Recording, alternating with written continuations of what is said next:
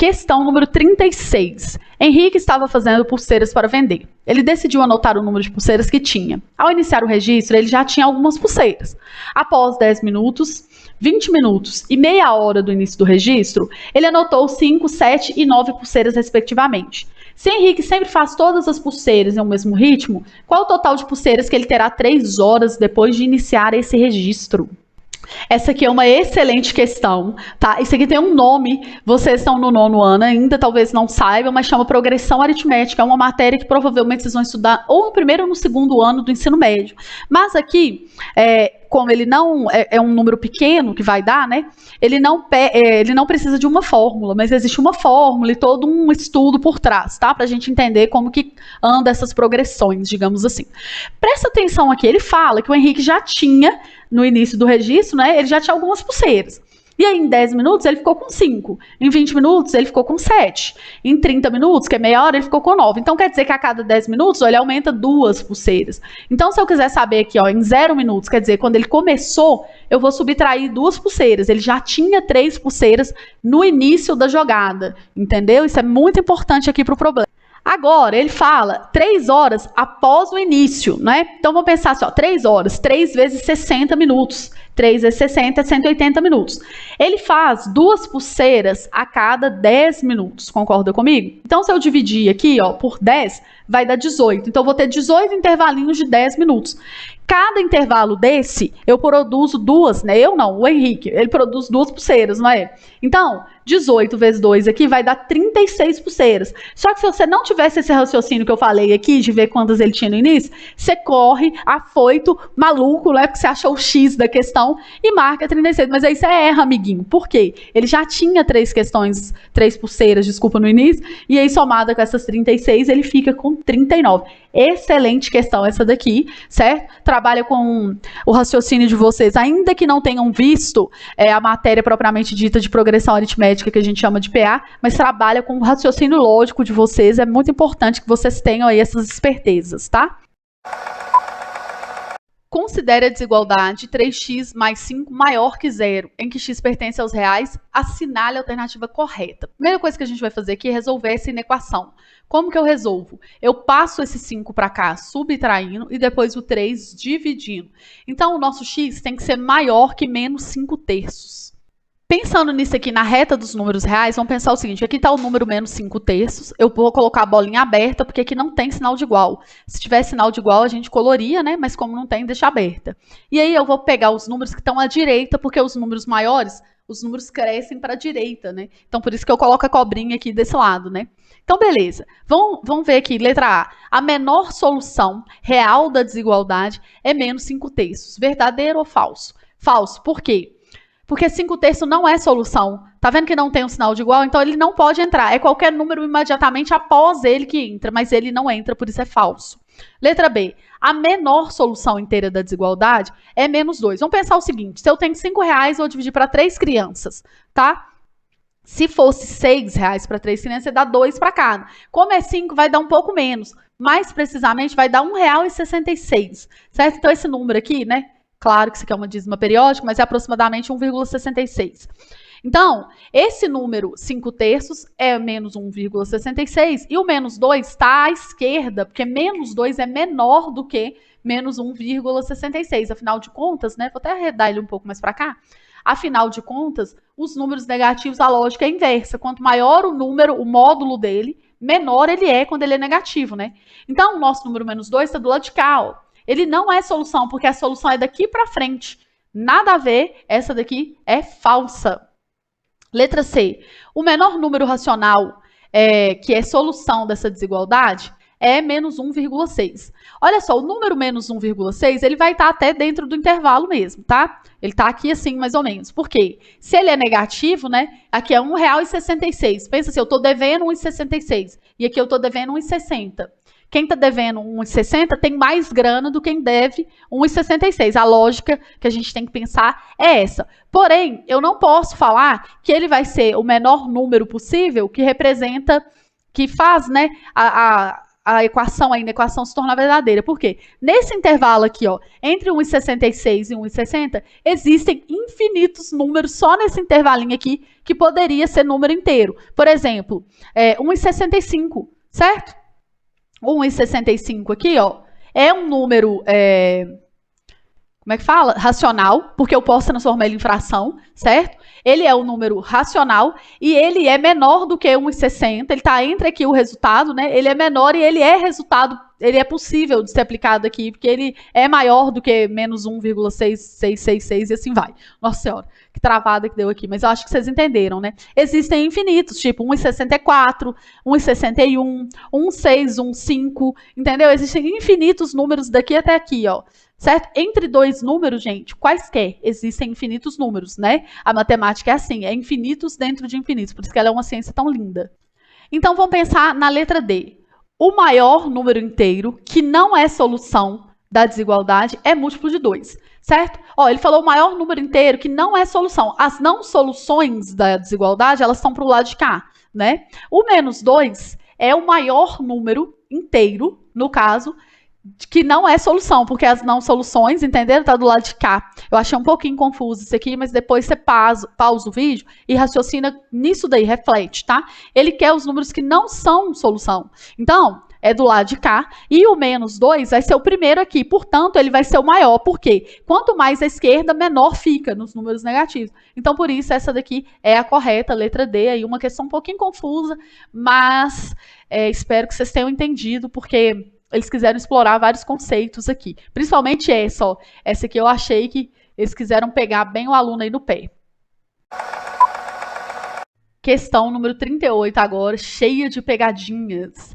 Na primeira fase da Copa do Mundo de Futebol, as 32 seleções foram divididas em grupos com 4 seleções cada, certo? Ou seja, se eu tenho 32 seleções em grupos que cada grupo vai ter 4 seleções, eu vou ter 8 grupos. Beleza? Combinado? Isso aqui é uma pegadinha. Ok. Em cada um desses grupos, todas as seleções jogam entre si, resultando em 6 jogos por grupo. Então, se eu tenho 8 grupos, 6 jogos por grupo, eu tenho 48 jogos. Beleza? O quadro a seguir mostra o número de seleções segundo o número de gols marcados no final da primeira fase. É para a gente assinalar a alternativa que apresenta o valor mais próximo do número médio de gols por jogo. Por jogo, né? Por jogo. Por jogo. Porque aqui, se você não tomar cuidado, você vai errar, amigo. E eu quero evitar a sua fadiga. Então, vocês entenderam que houveram 48... Houve, né? Houveram errado. Houve 48 jogos. Então, agora eu vou calcular o número de gols. O que eu vou fazer aqui, ó? 0 seleções fizeram 1 gol. Então, eu vou sempre ter que multiplicar essas duas colunas aqui para saber o total de gols. Ó, 2 gols foram feitos por 13 seleções. Então, no meu saldo, aí eu tenho que contar 26 gols, entenderam? Então, por isso que a gente tem que multiplicar essas duas colunas aqui. Capaz também, se você somar só esse aqui, ainda ter a resposta. Eu vou fazer todas as possíveis respostas aqui erradas com vocês. Ó, 1 vezes 0 é 0. 2 vezes 3 é 26. 3 vezes 5 é 15. 4 vezes 2 é 8. 5 vezes 7 aqui, 35. Aqui, 6 vezes 1, 6. 7 vezes 1, 7. 2 vezes 8 vai dar 16. E 9 vezes 1, 9. Agora nós vamos somar. Sempre tenta somar fechando em conta redonda. Ó. 8 mais 7 aqui, ó, é 15. Com esse 15 dá 30. Beleza? Já deixo o 30 reservado numa tigela aqui. Beleza? Deixa eu ver se tem mais alguma coisa aqui que dá para somar para fechar redondo. Ah, não. Não. 9 com 26 dá 35, com 35 dá 70. Aqui já fechou 100, tá vendo? Ficou faltando só o 6 aqui de fora e o 16, né? O 6 e o 16 que dá 22, né? Então dá 122. Faça as contas aí do seu jeitinho, sem problema, sem tumulto, né? Então eu vou ter que fazer, para calcular o valor médio, ele pediu pra gente dividir, né? O número de gols pelo número de jogos. Então, eu vou fazer 122 e vou dividir por 48, ok? Isso vai dar o quê? 2. 2 vezes 48 vai dar 96. Aí, eu vou subtrair 12, vai dar 6. Aqui virou 11, 26, certo? Aí, empresto um 0 aqui e coloco uma vírgula. Vai dar 5 aqui. 5 vezes 48 aqui, é só você pensar que é o dobro de 24. certo? Pensa assim, que é 4... Peraí. Multiplicar por 5. Eu não vou apagar esse vídeo não, tá? Eu vou deixar linkado aqui o critério para você dividir por 5 e multiplicar rápido, porque eu dei uma embananada e meu cérebro deu uma fritada. Mas olha só, para multiplicar por 5, você vai pensar na metade do número, que é 24, né? Metade de 48 é 24. E aí coloca um zero, vai dar 240 aqui, né? E aí você continua fazendo a conta, mas nem precisa, porque aqui 2,5 é a letra B, certo? Agora, respeitadas as gafes matemáticas que eu cometi aqui, porque meu cérebro realmente está um pouquinho cansado, vou até parar essa correção e vou continuar amanhã. Mas olha só, o que eu percebi aqui é o seguinte: se você tivesse pegado essa soma ali, que dá 122, né? E dividir por 24, ou seja, você cair na pegadinha que eu falei no início, né? De pegar esse 4 aqui e multiplicar por 6, ó, vai ter a resposta, olha lá, ó, 5,08, que é a resposta da letra E. Mentira, letra D, né? Então, tem que tomar cuidado. Agora, eu vou fazer essa soma aqui, ó, e vou ver que se a gente dividir isso ou por 48 ou por 24, você tem a resposta. Só um segundo. Fazendo essa soma aqui, ó, dá 45. Se eu pego 45 e divido por 48, vai dar 0,93, não tem a resposta. Mas se eu pego e divido por 24, também não vai ter. Eles não quiseram abordar isso aqui. Agora, vamos ver se somar na outra coluna dá. Agora, como eu suspeitava, aqui, ó, se eu fizer essa soma, dá 32, aí se eu divido por 24, que é o errado, tá totalmente errado isso, mas é só para ver se teria a pegadinha. Olha só, letra A, tá vendo? E se eu multiplicar por 2, isso aqui, deixa eu ver, não. Teria a resposta aqui da letra A também, que você poderia cair se você somasse o lugar errado. Então, você tem que tomar muito cuidado quando você for fazer essas questões. Lê o que te perguntou, ele pediu um número médio de gols, então é o total de gols pelo total de partidas, né, de jogos, tá? Por jogo. E aqui, ó, no enunciado, no começo, como eu havia falado, ele te deu que tem 4 seleções em cada. Então, você precisa descobrir quantos grupos, entendeu? Para não dar errado. Afinal de contas, ele deu 6 jogos por grupo aqui como unidade. Questão número 39. Felipe montou uma estrutura em forma de triângulo retângulo. Para reforçá-la, encaixou nela uma vara reta que ficou perpendicular à hipotenusa e com um dos seus extremos no vértice formado pelos catetos, ou seja, no vértice lá do ângulo reto.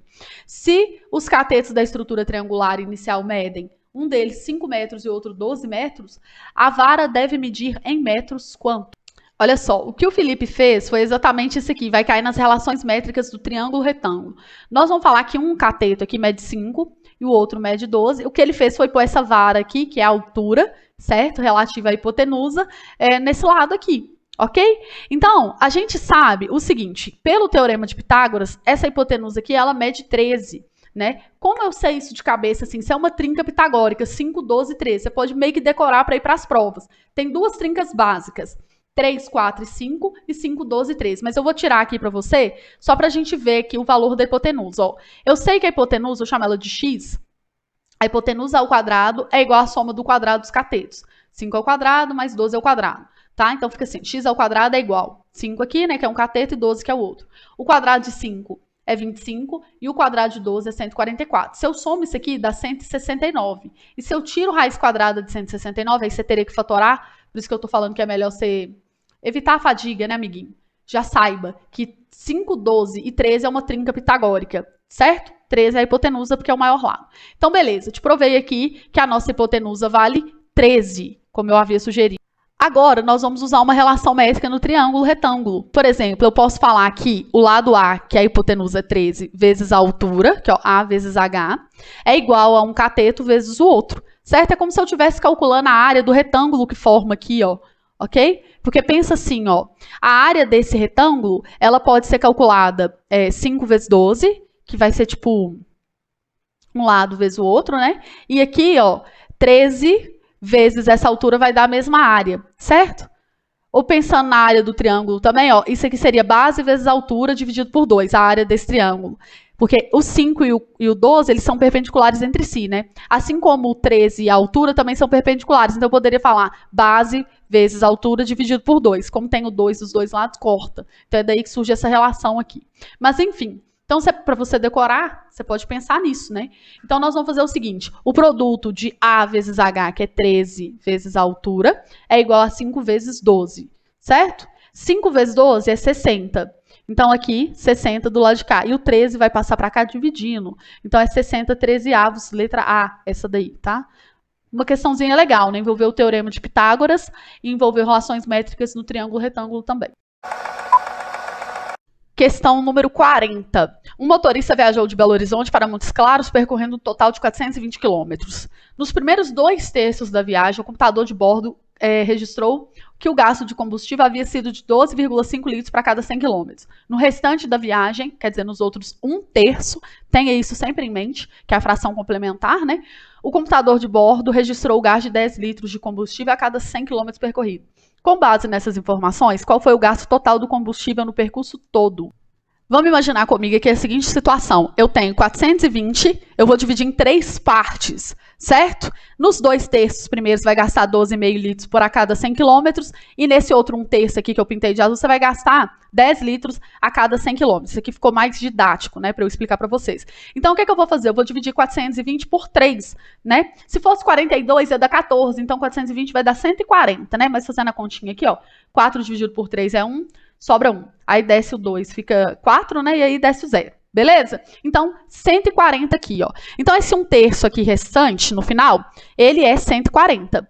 E os outros 2/3 é só eu multiplicar, né, 140 vezes 2. Afinal de contas, eu divido pelo de baixo, multiplico pelo de cima. Eu faria isso aqui, ó, 2/3 de 420, dividir por 3 deu 140, vezes 2 dá 280. Então, aqui, nesse lado aqui, ó, na parte verde, né, da nossa barrinha de chocolate, eu vou colocar que é 280 quilômetros, certo? Agora eu vou fazer uma regra de 3. Eu vou falar o seguinte, a cada 100 quilômetros eu gasto 12,5 litros, então se eu tenho 280 quilômetros, eu vou gastar X. Vou multiplicar cruzado e resolver isso aqui.